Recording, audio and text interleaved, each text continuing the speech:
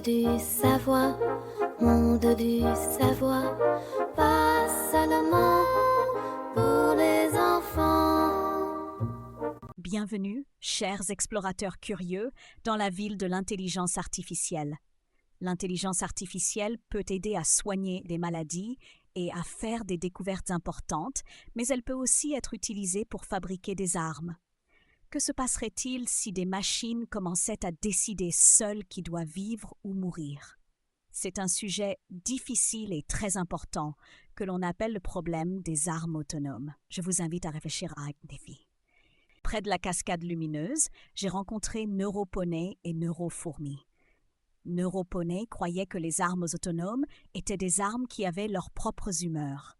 Il a raconté qu'il avait construit une machine autonome pour protéger son potager de carottes, mais qu'elle ne fonctionnait que lorsqu'elle en avait envie, et qu'elle refusait de travailler les jours de pluie parce qu'elle disait qu'elle était triste.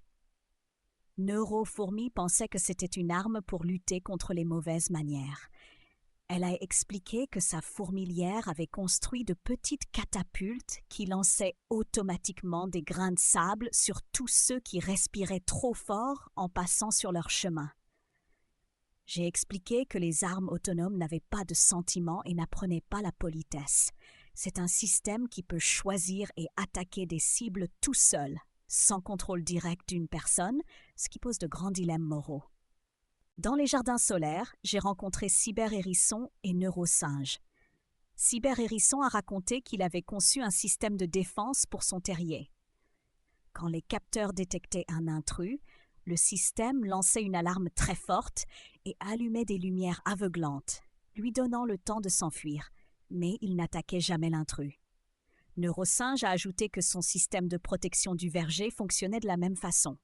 Quand le drone voyait quelqu'un essayer de voler des fruits, il ne lançait pas de noix de coco, mais montrait un hologramme d'un tigre menaçant, ce qui faisait fuir le voleur. J'ai été d'accord avec eux. Ce sont de très bons exemples montrant comment la technologie peut servir à se défendre sans faire de mal. C'est cela qui distingue les systèmes d'alarme des armes autonomes. Dans la zone de silence, j'ai rencontré RoboSing et DronoCorbo. J'ai voulu tester leurs connaissances et je leur ai demandé ce qu'ils savaient sur les armes autonomes.